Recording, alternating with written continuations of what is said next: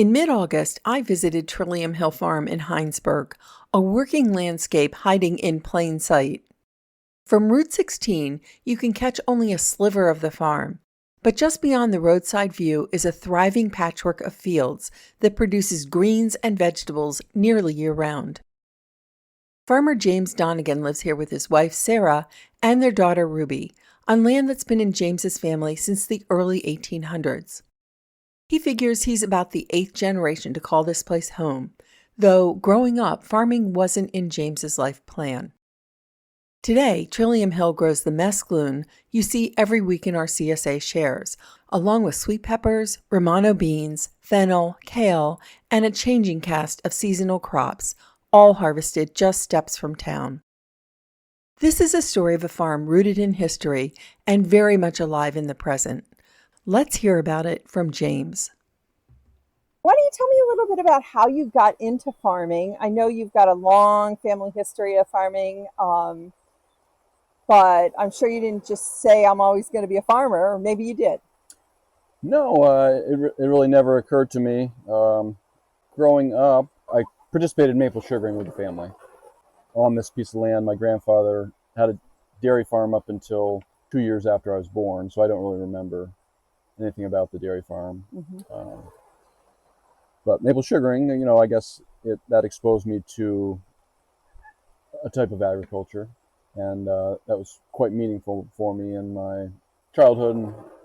I did not go to school for anything agricultural related.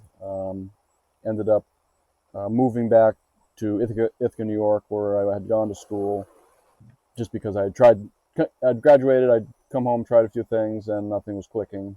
So we just moved back to Ithaca to be a housemate with some college buddies, and saw an advertisement for a organic farm job, and worked on West Haven Farm in Ithaca, New York for most of 2 seasons.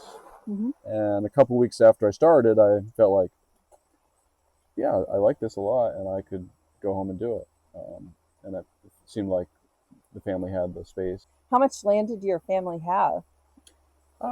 My family had 100 acres here in Hinesburg Village. I'm descended from the folks who settled here in 1801. Wow. Yep.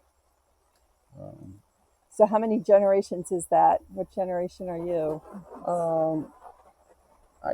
I'm not quite sure. You don't count. Maybe 8. 8.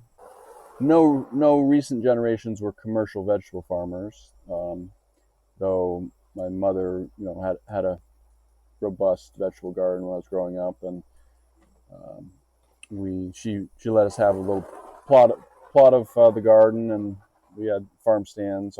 Me and my brothers had farm stands, very rudimentary and basic, with a few zucchinis and a few cukes and stuff like that. Yeah, little different scale now. We should mention Sarah is your wife and Ruby is your daughter. And Ruby is, how old is she now? Yeah, Ruby is 13, 8th grade.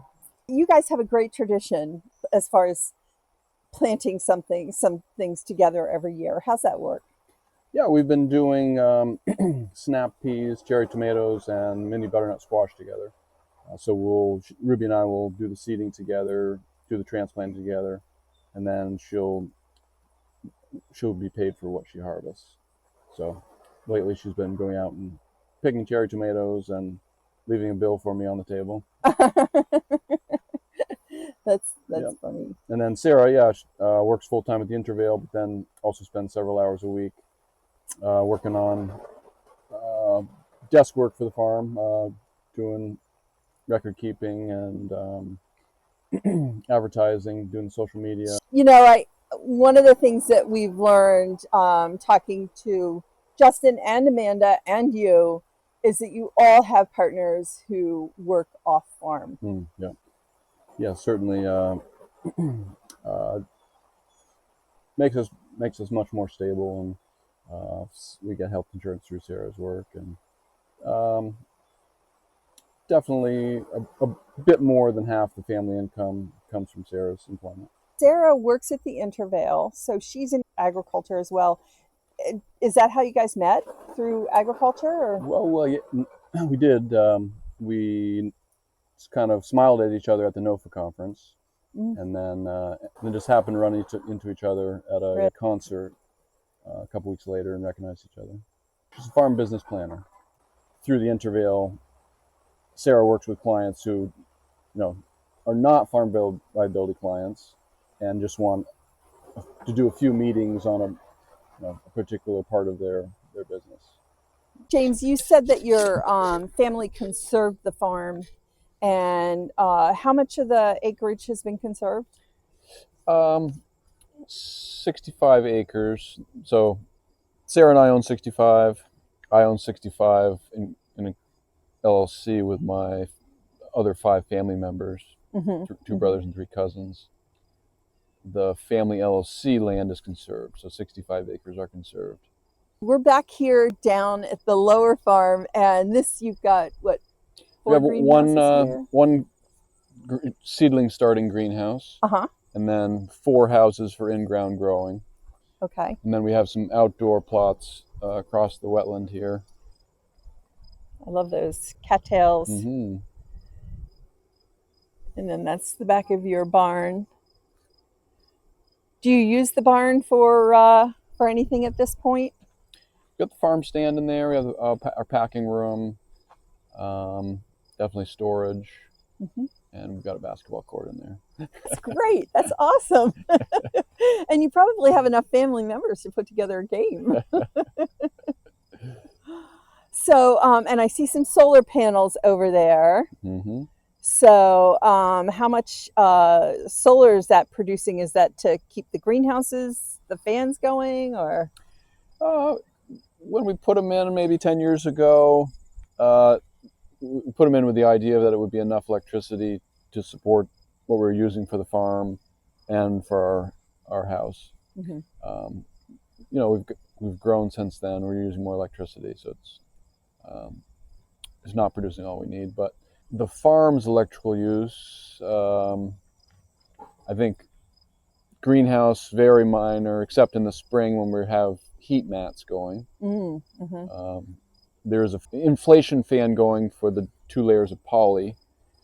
I guess we do have fans going in tomatoes right now, but the majority of the electrical use, I would think it would be the walk-in cooler, the farm stand display and freezer. Here we are at the Trillium Hill farm stand, and I really encourage you to stop in here if you're driving through Hinesburg, because they've got all kinds of really cool stuff. They've got maple syrup that's been made right here at Trillium Hill Farm. And then they've got lots of different meats. It looks like it's from Snug Valley and some other farms locally. And then all of their vegetables. And I'm going to definitely load up on some peppers today. And then they've got, if you're thirsty, you can get something to drink and just some other handy items that you might want to pick up. And you might want to get yourself a hat, or perhaps you want to get your baby a onesie, or you want to get yourself a t-shirt. Fun stuff that you can pick up when you stop by here at Trillium Hill Farm.